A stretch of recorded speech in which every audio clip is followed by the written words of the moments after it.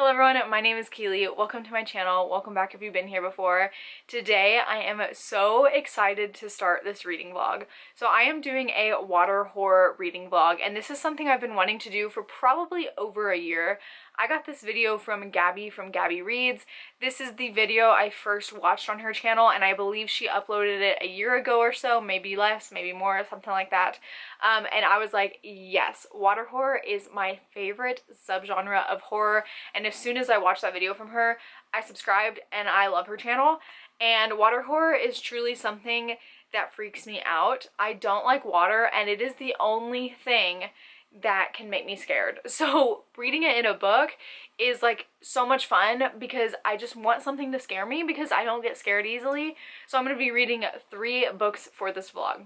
So all 3 of these books are from Kindle Unlimited, so I'll be reading them on my Kindle. The first book is From Below by Darcy Coates, and I'm going to be reading this one first because it is the longest one. It is 470 pages, and I have read a Darcy Coates book before and it was kind of mediocre, but I liked her writing, so I'm hoping she does this one really well. I believe this is also her newest book. It came out in June. The second book for this vlog is I almost said The Troop. It's The Deep by Nick Cutter, who also wrote The Troop, which is something I've read before, but once again, I thought that one was just okay. It wasn't my favorite. So I'm hoping The Deep really gets me going because it is in a water setting. And then the third book is The Cavern by Alistair Hodge, and this is more of a novella, and something about a water cave just seems very ominous. So I'm really hopeful that these all spook me out, but we'll see. Like I said, I'm starting From Below first, and I actually started it today, and I am 30% of the way through already. I am like on page 140, I believe, and it's pretty slow so far. So let me tell you what I know about it so far. So we follow this crew who has decided that they are going to dive to the bottom of the ocean to go discover this shipwreck from 100 years previous. Now this ship is called the Arcadia, and it mysteriously wrecked in 1928, I believe, and nobody survived. There was nothing from it. Nobody knows what happened. So this crew is going down, and they are creating a kind of documentary about it. But of course, spooky things are going on. So if you have read Dead Silence by S.A. Barnes, this book, almost identical so far. Almost identical. The only difference is this one's in the ocean, that one was in space. But that one felt like it was in the ocean, you know what I'm saying? But this, the Arcadia, is like set a little bit after the Titanic, so the ship is essentially the same. So I'm picturing like the Titanic, we're in the ocean. But yeah, it's very much like Dead Silence, and even like some of the spooky, creepy things that are happening is so much like Dead Silence. The pacing is exactly like Dead Silence, so I'm hoping something differentiates here, because I don't like having all the similarities. You know, I want it to be its own, especially if it's 470 pages. Hopefully this goes in a different direction. The other 2 books, as of right now, I don't know what they're about, so I will tell you as I start to read them. But yes, 30% of the way through From Below. It's not bad, it's just like really slow, and I'm a little bit bored because nothing has happened yet in 140 pages.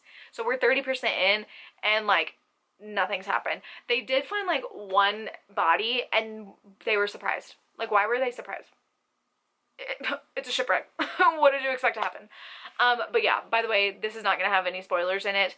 I don't think that was a spoiler because it is a horror book, so there's going to be dead bodies.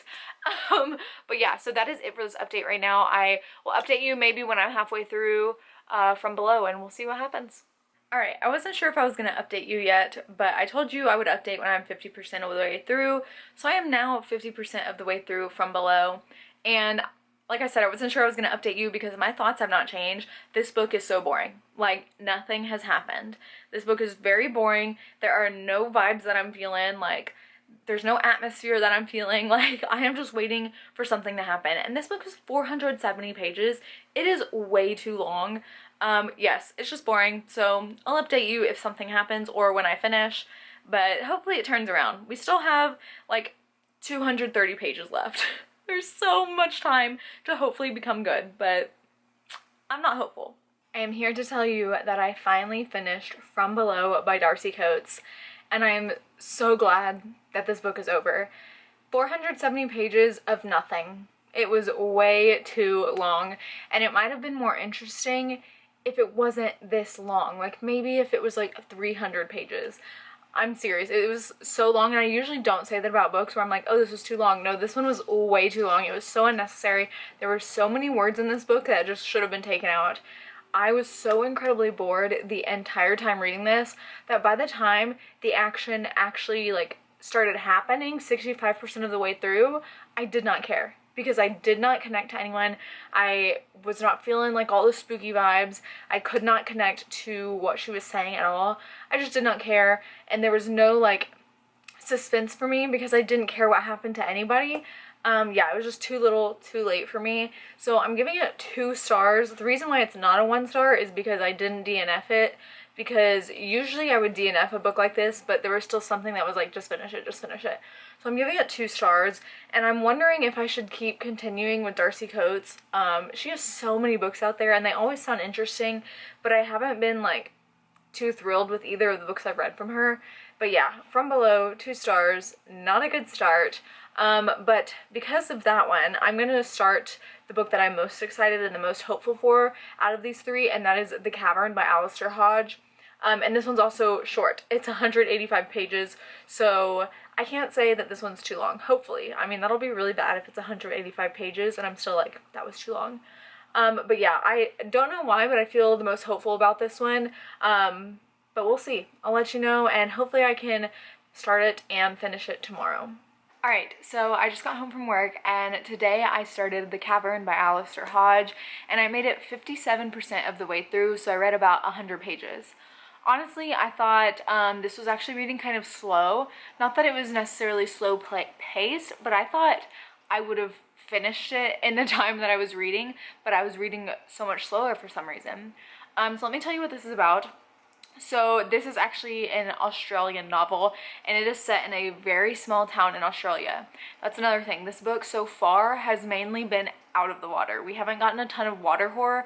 The first scene of the book is water, and then the rest is like on land, and then I think maybe we'll get some water soon, but like I said, I'm almost 60% of the way through, and for the most part it hasn't been water horror. So, okay, yeah, small town in Australia, and recently a sinkhole has happened and it opened up this cavern. So, of course, when a new cave is open, people want to go and explore. So we follow a team of cavers and divers who want to go explore this area. And we have seen pretty quickly, as soon as this book opens, that when people go into that cave, there is something down there with them that does not want other people with them.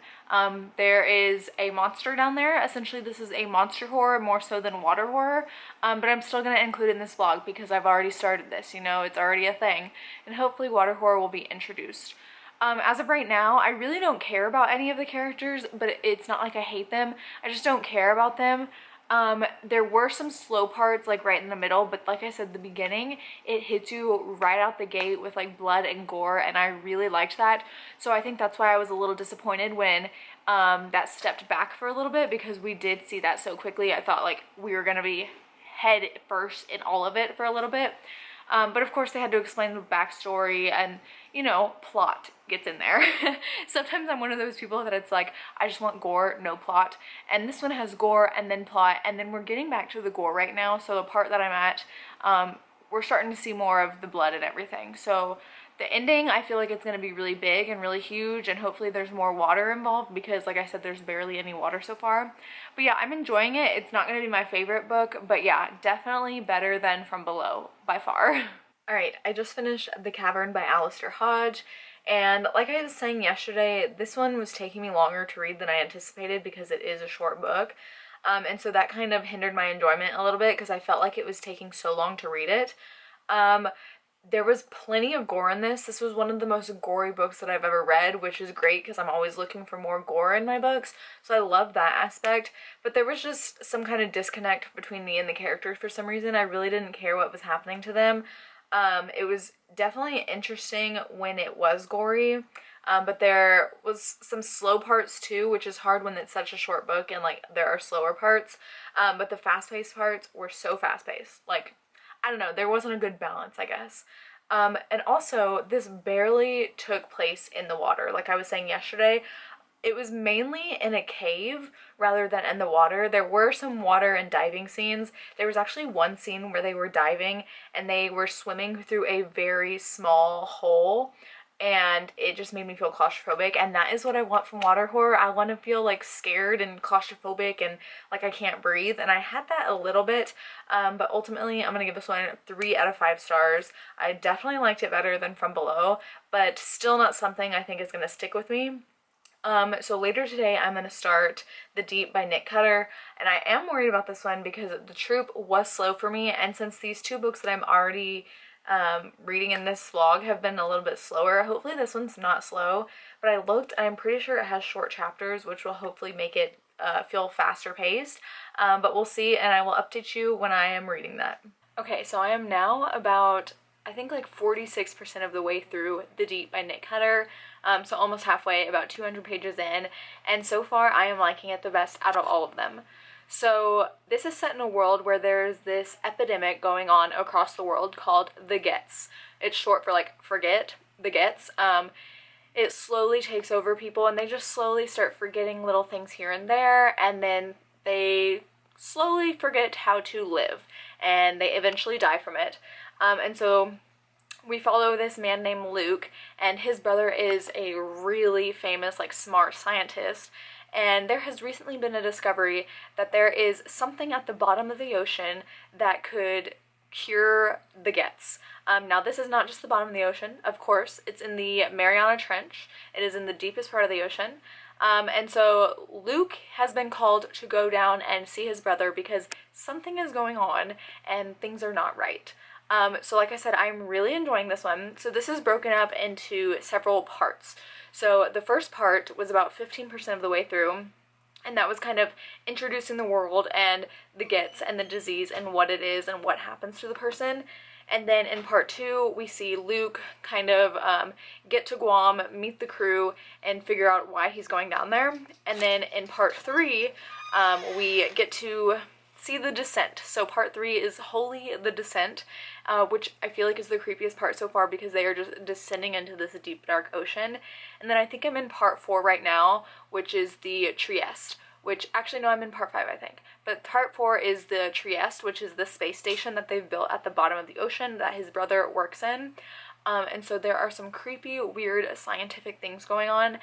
I have discovered that I really like science in my horror books, which is weird because I hate science. I am not a science gal. Like, sorry, Katie, I am not a science gal. But what was it? Into the Drowning Deep by Myra Grant, one of my favorite horrors of all time, and that is very sciencey as well. So this one has that, and I am enjoying it. There's something weird going on, and I hope we figure it out. I mean, I'm sure we will, and I feel like it's just going to get more horrific because these people are slowly losing their minds, not because of the Gets, but because of the thing that they found at the bottom of the ocean. So we're going to continue reading, and I'm really glad that I'm enjoying this one the most because I was really worried about it, especially because the other 2 weren't so great, but hopefully this one is wonderful. Okay, I am 72% of the way through The Deep, and in the last update I couldn't remember if I was on part 4 or 5, but I was reading part 4, which is titled Ambrosia, and it is the longest part so far. So I just finished part 4, and this part was very trippy. So I'm not enjoying it as much as I was just because of the way this part went. So there was a lot of, like I said, slowly losing your mind. So a lot of it was hallucinations, hearing things, definitely seeing things, dreaming. They also were taken back to like some past memories a lot. So we were like in and out of reality, which I don't typically enjoy. There's just been some weird things going on, and I feel like a lot of what Nick Cutter does is he puts gross things in just for the sake of it, not for a purpose. And like, I don't mind gross things. I prefer when horror is actually pretty gross, but I want there to be a purpose for it. And a lot of the stuff, like the background into some of the memories, I'm like, okay, why are we talking about this memory for 20 minutes? Like, I don't really care that much. But the next part, part 5, is called The Honey Pot, which is interesting because in the part 4, we learned a lot about bees, and this disease, the Gets, affects only bees. It doesn't affect animals, it affects humans and bees, and so they've used bees a lot in their research, so I'm wondering if part 5 is going to go even more into that, because some of the stuff we learned about the bees is kind of weird. But yeah, I don't know what to believe right now. I don't know what's happening, and I typically don't like when I'm reading and I'm like, I don't know what's going on. So hopefully my enjoyment goes back. I'm not hating it by any means. I'm just at a part where I'm just like, what's the purpose for all of this, you know? All right, update. I finished The Deep by Nick Cutter, and my, how the turntables, because I did not enjoy this book. So at the beginning of the book, I was telling you I was really enjoying it. It was my favorite so far, but past the halfway point, things just got so like unreliable. There were so many things going on, and I knew none of it was real because it was all hallucinations and stuff.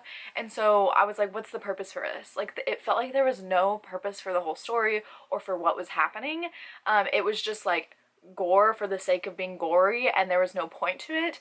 And like I said before, I don't mind gore, I prefer it, but this just felt so pointless, and it just didn't make sense. Like, why were we going in that direction? It could have gone in a much better direction.